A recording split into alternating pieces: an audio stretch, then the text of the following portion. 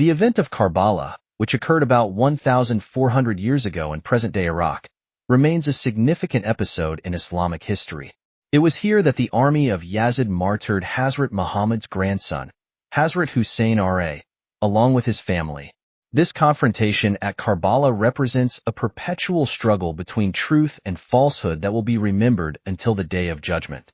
Imam Hussein's mission was to thwart Yazid's plan to establish the rule of Banu Umayyad over the Muslim Ummah by any means, even if it contravened Islamic principles.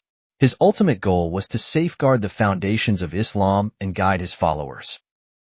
As the leader of Ali Bayt, Imam Hussain consistently opposed Yazid's father, Hazrat Muawiyah, and his policies. Hazrat Ali did not accept Muawiyah, leading to a conflict between them. Despite knowing Muawiyah well, Imam Hussain, Hussein's brother, chose to make peace with Muawiyah to prevent the bloodshed of Muslims. This peace was established based on certain conditions, which Muawiyah eventually violated, leading to the tragic events at Karbala. To fully understand Karbala, it is crucial to explore who martyred Hazrat Ali, who poisoned Imam Hussain, and the circumstances that led Imam Hussain to Karbala. These events are deeply intertwined with the history and legacy of Islamic leadership after the death of Prophet Muhammad PBUH. In Islam, the succession of leadership after a prophet often involved appointing a caliph, as seen in the example of Hazrat Dawood A.S. and his son Hazrat Sulaiman A.S., both of whom served as prophets and kings. However, Prophet Muhammad PBUH was sent as the final prophet, and after him, there would be no more prophets. The companions of Prophet Muhammad PBUH selected Hazrat Abu Bakr as the first caliph after his death. Hazrat Abu Bakr made significant sacrifices for Islam, standing by the Prophet when the Quraysh tribe opposed him. Abu Bakr served as caliph for 2 years, during which he laid the foundations for the nascent Islamic State. Following Abu Bakr's death, Hazrat Umar R.A. became the caliph. Umar's leadership is remembered for its justice and expansion of the Islamic State. He famously said that he would be held accountable even if a dog died of hunger on the banks of the Euphrates River during his reign.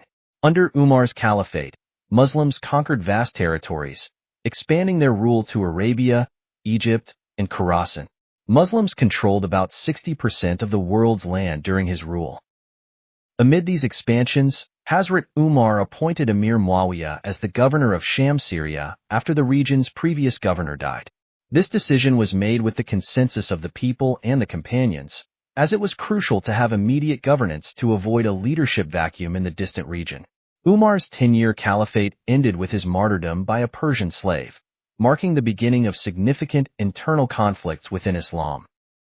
Before his death, Umar established a 6-member committee to elect the next caliph, resulting in the selection of Hazrat Usman. Usman, a son-in-law of Prophet Muhammad PBUH and a distinguished companion, served as caliph for 12 years.